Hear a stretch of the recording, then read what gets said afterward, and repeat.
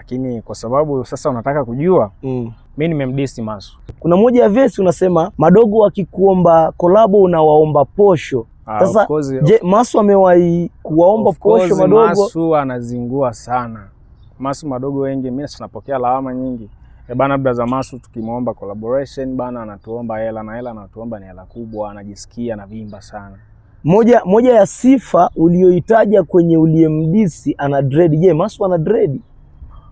Masu alikuwa na dread kanyoa. Kwa sababu ni wengi ndio ambao huwa nawafanyia hivyo, ndio kwamba lazima tufanye na business kwa sababu mimi nafanya muziki kama sehemu ya biashara.